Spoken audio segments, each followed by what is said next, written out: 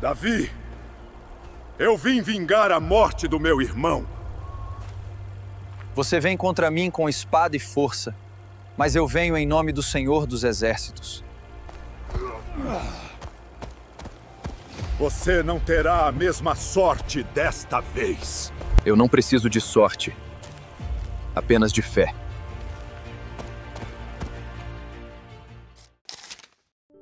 Você já ouviu falar de um gigante que jurou destruir Israel, não pelo poder de sua força, mas pelo veneno de sua vingança? Um homem cujo nome raramente é mencionado nas pregações, mas cujas ações quase mudaram o curso da história de Israel. Um guerreiro que carregava não apenas o peso das armas, mas o fardo de um juramento de sangue contra o jovem que havia se tornado rei. Hoje vamos conhecer a surpreendente história de Isbi-Benob, o irmão de Golias que quase matou Davi. Bem-vindos ao Portal da Salvação. Hoje vamos mergulhar em uma das histórias mais tensas e poderosas da Bíblia. Antes de começarmos, se inscreva aqui no canal, ative o sininho das notificações e permaneça até o final, porque há um ensinamento transformador reservado para você, um princípio que pode mudar completamente sua perspectiva sobre vingança, perdão e o cuidado providencial de Deus em nossas vidas. Compartilhe este vídeo com aquela pessoa que está enfrentando batalhas que parecem maiores que suas forças. Hoje vamos descobrir juntos quem foi Isbi-Benob e por que sua breve história é uma das mais impactantes lições sobre como Deus protege aqueles que Ele escolheu. Para compreendermos a verdadeira importância de Isbi-Benob, precisamos primeiro entender o contexto histórico e espiritual em que ele surgiu. Estamos falando do período do reinado de Davi, aproximadamente no século X a.C., um tempo em que Israel estava se estabelecendo como nação poderosa sob a liderança de seu grande rei.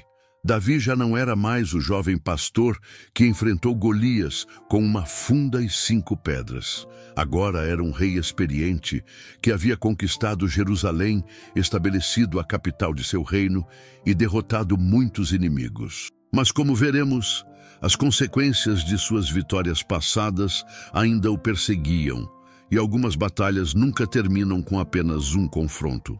A história de Isbi-Benob está registrada em apenas alguns versículos em 2 Samuel 21. Mas por trás dessas poucas linhas esconde-se um drama de vingança, lealdade e intervenção divina que nos ensina lições profundas sobre a fragilidade humana e a fidelidade de Deus.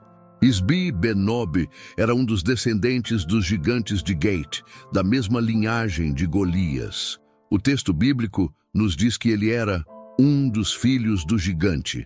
Em hebraico, a expressão usada é Yelidei Harafá, literalmente filhos de Rafa, indicando que pertencia a uma linhagem de guerreiros de estatura extraordinária, os temidos Refaíns. Mas quem eram esses Refaíns? Eles aparecem em vários momentos na Bíblia como povos de grande estatura física. Em Deuteronômio 3:11, lemos sobre Og, rei de Bazã, cujo leito de ferro media 9 côvados de comprimento, aproximadamente 4 metros. Em Gênesis 14:5, os Refaíns são mencionados entre os povos derrotados por Quedorlaomer. Eram guerreiros temidos, considerados quase lendários por sua força e tamanho. Golias, o mais famoso desses gigantes, media 6 côvados e 1 palmo, cerca de 2,90 metros, segundo 1 Samuel 17:4. Sua derrota para o jovem Davi não foi apenas um revés militar para os filisteus. Foi uma humilhação que clamava por vingança segundo os códigos de honra daquela cultura. É neste contexto que surge Isbi-Benob, carregando não apenas o peso de suas armas, mas o fardo de uma missão pessoal: vingar a morte de seu irmão Golias e restaurar a honra de sua família. A Bíblia nos diz, em 2 Samuel 21:16, Isbi-Benob, que era dos descendentes dos gigantes, cuja lança pesava 300 ciclos de bronze e que cingia uma espada nova, intentou matar Davi. Este versículo, aparentemente simples, revela detalhes importantes sobre este adversário. Primeiro, seu nome. Isbi-Benob significa habitante de Nob, ou o que habita em Nob. Nob era uma cidade sacerdotal que havia sido destruída por Saul quando este perseguia Davi. Há uma ironia amarga aqui. O homem que busca matar Davi vem de um lugar que sofreu por causa dos conflitos entre Davi e Saul. Segundo, seu armamento. Sua lança pesava 300 ciclos de bronze, aproximadamente 3,5 quilos. Uma arma massiva que poucos guerreiros poderiam manejar com eficiência. E ele cingia uma espada nova. Não uma espada qualquer, mas uma arma recém-forjada, possivelmente criada especificamente para o propósito de matar o rei de Israel. A menção à espada nova não é um detalhe casual. Na cultura antiga, armas especialmente forjadas para uma missão específica carregavam um significado quase ritual.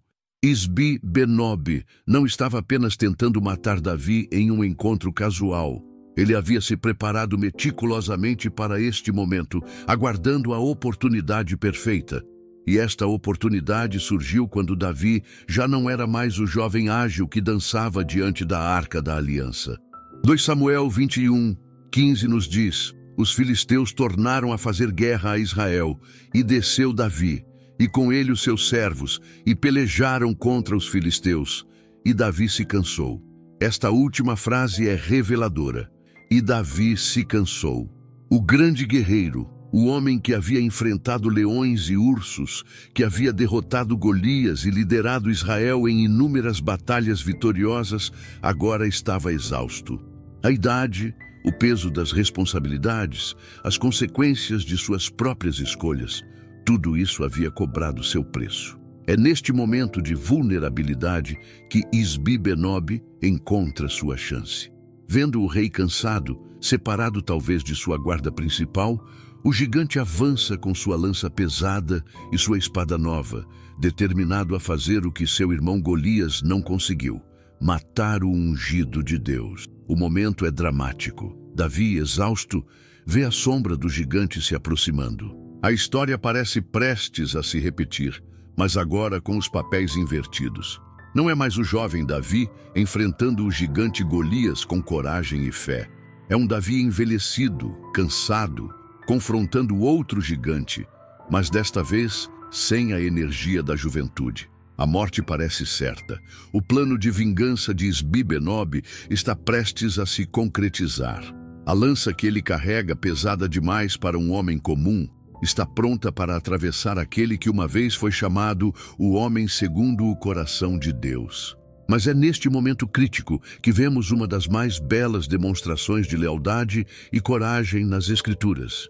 2 Samuel 21:17 nos diz: porém, Abisai, filho de Zeruia, o socorreu, e feriu o filisteu, e o matou. Abisai, sobrinho de Davi e um de seus guerreiros mais valentes, intervém no momento exato. Com a rapidez e a precisão de um soldado experiente, ele se coloca entre o rei e o gigante, enfrenta Isbi-Benob e o derrota, salvando a vida de Davi. Este momento de intervenção é crucial, não apenas para a sobrevivência física de Davi, mas para a continuidade do plano divino para Israel. Se Isbi-Benob tivesse sido bem-sucedido, a história teria tomado um rumo completamente diferente. A linhagem real estabelecida por Deus poderia ter sido interrompida. Os planos para o templo que Salomão construiria poderiam nunca ter se concretizado. E a própria linhagem que um dia levaria ao Messias estaria em risco. Após este incidente, os homens de Davi tomam uma decisão que demonstra tanto seu amor pelo rei, quanto sua compreensão da importância de sua vida para a nação. Então, os homens de Davi lhe juraram dizendo: nunca mais sairás conosco à batalha, para que não apagues a lâmpada de Israel. Esta frase, para que não apagues a lâmpada de Israel, é profundamente significativa. Davi não era apenas um rei, era um símbolo, uma luz para a nação, o portador da promessa divina. Sua vida não pertencia apenas a ele, mas a todo o povo de Israel e ao plano eterno de Deus. A história de Isbi-Benob nos ensina várias lições poderosas. Primeiro, sobre o ciclo destrutivo da vingança.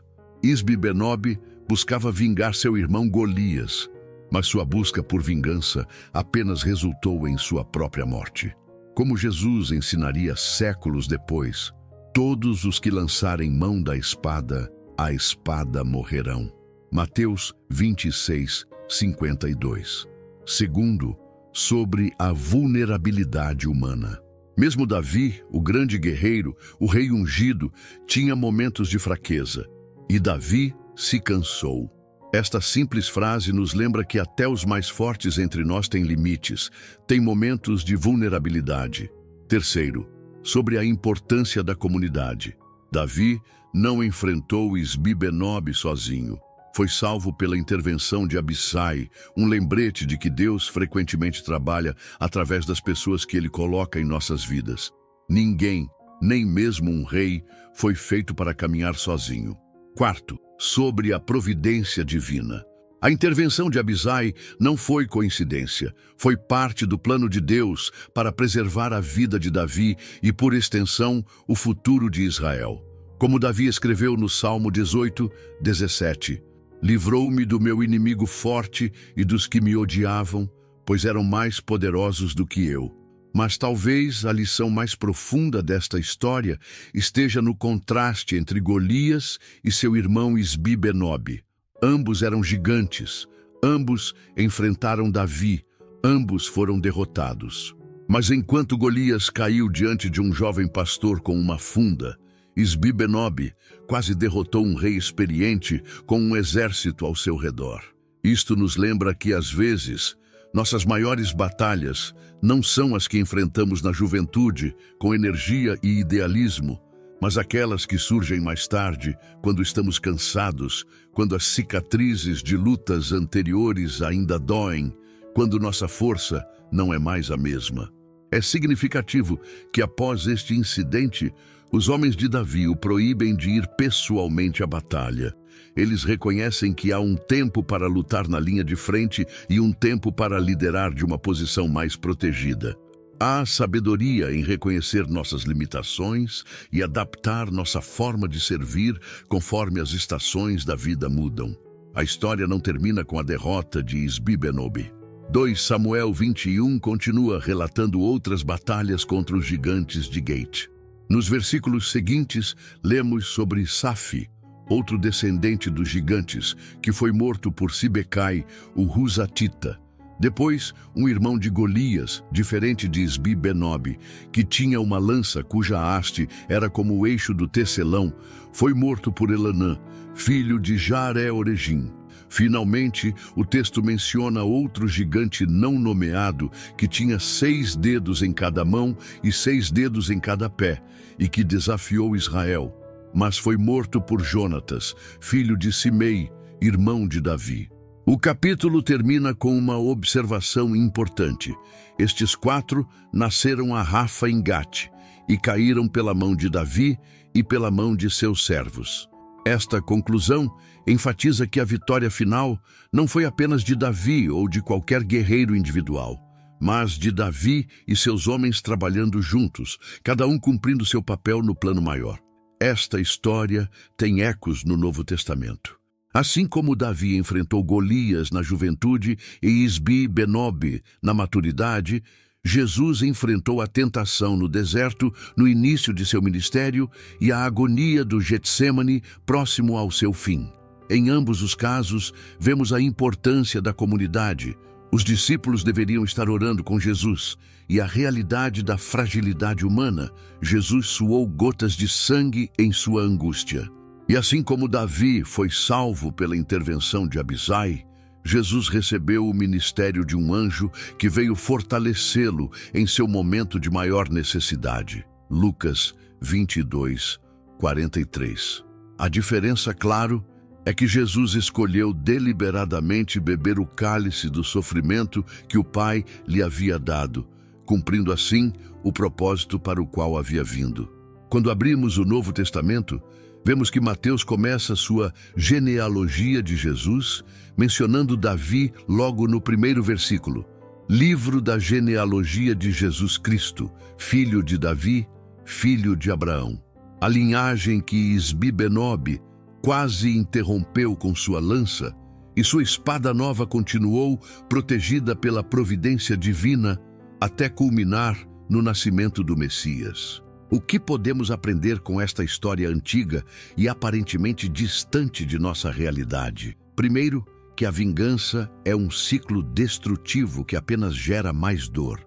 Isbi-Benob buscou vingar Golias e encontrou seu próprio fim. Como Paulo escreveria mais tarde, não vos vingueis a vós mesmos, amados, mas dai lugar à ira, porque está escrito, minha é a vingança, eu retribuirei, diz o Senhor. Romanos 12, 19. Segundo, que todos nós enfrentamos momentos de cansaço e vulnerabilidade. E Davi se cansou. Esta frase simples nos lembra que até os mais fortes têm seus limites. Não há vergonha em admitir nossa fraqueza. A vergonha está em recusar a ajuda que Deus nos envia através dos outros. Terceiro, que Deus frequentemente nos salva através das pessoas que Ele coloca em nossas vidas. Abisai foi o instrumento divino para salvar Davi. Quem são os Abisais que Deus colocou em sua vida? E para quem você pode ser um Abisai hoje? Quarto, que a sabedoria em reconhecer as estações da vida e adaptar nossa forma de servir.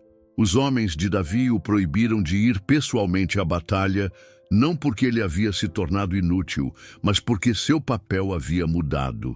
Sua sabedoria, sua liderança, sua experiência eram agora mais valiosas do que sua espada. Finalmente, que o plano de Deus não pode ser frustrado. Nem Golias, nem Isbi-Benob, nem todos os gigantes de Gate juntos puderam impedir que a promessa divina se cumprisse. A linhagem de Davi continuou, protegida pela providência divina, até o nascimento de Jesus Cristo, o verdadeiro Rei de Israel. A história de Isbi-Benob nos lembra que somos todos parte de uma narrativa maior. Cada um de nós tem um papel a desempenhar no plano divino.